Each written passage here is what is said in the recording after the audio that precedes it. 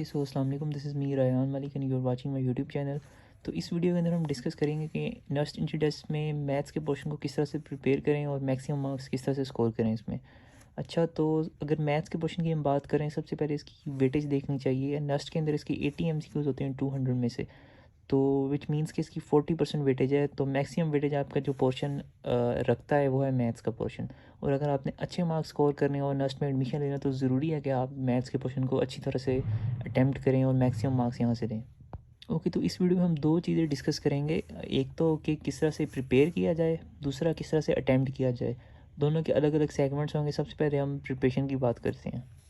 Preparation के अंदर भी दो पार्ट्स आ जाते हैं हमारे पास। एक जिसमें आएगा कि आपने रीडिंग करनी है, दूसरा है प्रैक्टिस। और ये दोनों पोर्शंस को सेपरेटली एक्सप्लेन करता हूँ मैं। सबसे पहले आ जाती है कि आपने रीडिंग किस तरह से करनी है। तो उसमें ये कि सबसे पहले जो आपने अपनी टेक्स्ट बुक्स जो है ना, उनको आपने अच्छी तरह से स्टडी करना है। अपने फर्स्ट स्टेप में अपनी टेक्स्ट बुक खोलें। उसमें जो चैप्टर आप लेट्स सपोज चैप्टर 1 में जाते हैं आप, चैप्टर 1 का जो टेक्स्ट लिखा होता है ना, आपने उसको अच्छी तरह से रीड करना है। बेसिकली उस टेक्स्ट का मकसद क्या होता है? उसका मकसद ये होता है कि आपको जो आगे एक्सरसाइज में क्वेश्चंस होंगे उनका कॉन्सेप्ट हो। आप सिर्फ ये ना हो कि आप एक मशीन की तरह कैलकुलेट करके आंसर दें। आपको पता हो कि हो क्या रहा है इन द बैकग्राउंड। तो इसलिए टेक्स्ट लिखा होता है कि आपको वहाँ से कॉन्सेप्ट मिल सके कि हो क्या रहा है एग्जैक्टली। तो आपने क्या करना है कि टेक्स्ट को आपने लाइन बाय लाइन अच्छी तरह से रीड करना है। एक एक चीज़ को आपने पढ़ना है, उसको समझना है। अगर आपको मतलब मुश्किल होती है तो एक ये भी आप टेक्निक कर सकते हैं कि आप उसको ट्रांसलेट कर दिया करें। कुछ सेंटेंस को या कुछ भी वर्ड्स हैं उनको आप उसका ट्रांसलेट करके, आप जिस भी लैंग्वेज में आप कंफर्टेबल, लाइक उर्दू के अंदर, तो उसको आप ट्रांसलेट करके उसका मतलब समझे कि हैं क्या। क्योंकि ये चीज़ ज़रूरी है, आपको टेक्स्ट का मीनिंग और उसका कॉन्सेप्ट अच्छी तरह से आना चाहिए, तभी आपको फ़ायदा होगा। ओके, तो जब आप टेक्स्ट बुक को रीड कर लेंगे ना, तो हर आप देखेंगे कि टॉपिक्स के बाद एक्सरसाइज आती होती है उसकी। तो अब आपने करना ये है कि उन टेक्स्ट बुक की एक्सरसाइजेस को आपने अटेम्प्ट नहीं करना। आपने ऐसे करना है कि कोई भी अच्छी गाइड्स वगैरह जो मिल जाती हैं उनको लें, अपने पास रखें। और हर क्वेश्चन के कुछ कुछ पार्ट्स को ना आपने देखना है गाइड से कि ये किस तरह से सॉल्व हुआ है।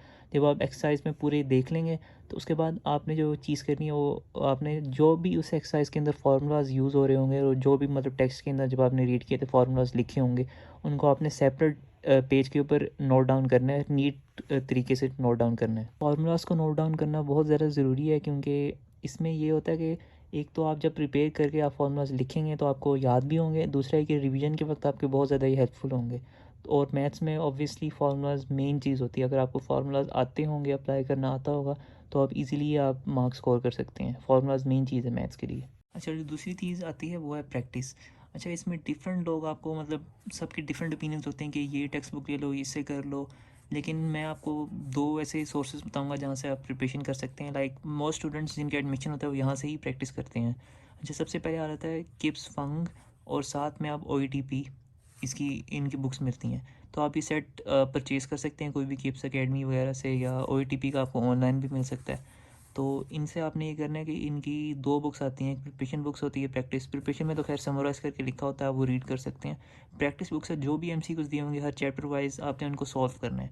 मैक्सिमम से मैक्सिमम आपने सॉल्व करने हैं, क्योंकि जितनी आप प्रैक्टिस करेंगे उतना आपको कॉन्फिडेंस भी मिलेगा एक तो, दूसरा आपको ग्रिप भी आएगा। आपको लाइक होगा कि आपने कुछ पढ़ा हुआ है, आपने किया हुआ है, प्रैक्टिस किया हुआ है। तो इससे ये भी सारा फ़ायदा होता है कि आपकी टाइम मैनेजमेंट अच्छी होती है, क्योंकि मैथ्स के अंदर आपने सॉल्व करने होते हैं, और अगर आप प्रैक्टिस करेंगे तो आप टाइम पे सारे सॉल्व कर सकते हैं क्विकली क्विकली।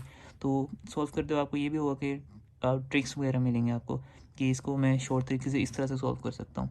वो चीज़ बहुत ज़्यादा ज़रूरी होती है। सेकंड के ऊपर अगर आप ऑनलाइन प्रिपेयर करना चाहते हैं, तो ताबीर एकेडमी भी एक वेबसाइट है। यहाँ पे आपको ऑनलाइन MCQs मिल जाएंगे, और आप लाइक हर चैप्टर के आपको मिल जाते हैं। तो आप चैप्टर वाइज प्रैक्टिस कर सकते हैं, और जो आंसर करते होगा उसका डिटेल में उन्होंने एक्सप्लेन किया होता है कि इसका करेक्ट आंसर इस तरह से अटेन होता है। तो आप वो भी कंसल्ट कर सकते हैं अगर आपने ऑनलाइन प्रिपेयर करना है। अच्छा, तो इसको समराइज़ करके बताऊँ तो प्रिपरेशन के लिए दो सोर्सेज सही हैं। एक किप्स फंग हो गया, और आप साथ OETP भी कर सकते हैं। और सेकंड के ऊपर ताबीर एकेडमी। इनमें से आप कोई भी कर सकते हैं जो आपको कंफर्टेबल हो, जो आपको इजीली मिल सके। दोनों बहुत अच्छी सोर्सेज हैं। तो मैथ्स में जैसे कि आपको बताया था मैंने कि 80 MCQs होते हैं। और ओवरऑल इसके अलावा, मैथ्स के अलावा अगर हम देखें तो 120 MCQs पीछे बचते हैं। तो आपने यही करना है कि टेस्ट में आपने, जब आप मैथ्स का क्वेश्चन को अटैम्प्ट करेंगे, आपने 60 मिनट्स देने हैं पहले। अब 60 मिनट्स में आप कितने कर सकते हैं, कितने नहीं कर सकते, इट डिपेंड्स कि आपकी प्रैक्टिस कैसी है। तो इसमें आपने ये करना है कि जब आप सॉल्व करने के लिए MCQs खोलेंगे, तो आपने जो भी आपको ईज़ी लग रहे होंगे ना, उनको आपने करना है। लाइक जिनको आप फ़ौरन से सॉल्व कर सकते हैं, या लाइक कोई स्टेटमेंट वाले होंगे, उनको आपने अटेम्प्ट करना है। और जिसमें थोड़ी सी बड़ी कैलकुलेशंस हो रही होंगी और मतलब कॉम्प्लेक्स होंगी, तो उनको आपने छोड़ देना, उनको नहीं अटेम्प्ट करना। अगर आप करते हैं तो आपका टाइम वेस्ट होगा और आप इजी वाले नहीं कर सकेंगे। अगर मैथ्स में मैं अपने एक्सपीरियंस से बात करूँ तो 80 के अंदर से तो 45 के करीब एमसीक्यूज़ तो काफ़ी आसान होते हैं। अगर आपने थोड़ा बहुत भी पढ़ा हो तो आप उनको अटेम्प्ट कर सकते हैं। अब असल जो होती है चीज़ वो है 20 से 25 एमसीक्यूज़। इनमें ये सीन होता है कि कैलकुलेशंस थोड़ी सी लाइक कॉम्प्लेक्स होती हैं। तो वो यही होता है कि अगर आप इजी वालों को आप टाइम पे अटेम्प्ट कर लेते हैं, तो आपको जो है इनके ऊपर ज़्यादा टाइम आप लगा सकते हैं और आप इनके आंसर्स भी निकाल सकते हैं, और आपका ऐसा 60 से अबव स्कोर बन सकता है, जो कि एक अच्छा स्कोर होता है मैथ्स के पोर्शन में। जब आप कर लेंगे इजी वाले अटेम्प्ट कर लेंगे, तो पीछे आपको टाइम मिलेगा इन्हीं 60 मिनट्स में जो आपने दिए थे मैथ्स के क्वेश्चन को। लाइक 10 मिनट्स में मिल गए, 15 मिल गए, और उनके अंदर आपने कुछ कुछ मुश्किल वर्ड जो आपको लगते हैं उनको सॉल्व करना आपने स्टार्ट करना है। तो लाइक इसमें होना चाहिए कि आप एटलीस्ट 8 9 10 के करीब आप सॉल्व कर लें। तो इस तरह आपके मिला के 55 से 60 के करीब बन जाएंगे, और ये वो एमसीक्यूज होंगे जो आपने बिल्कुल सही तरह सॉल्व किए हुए हैं।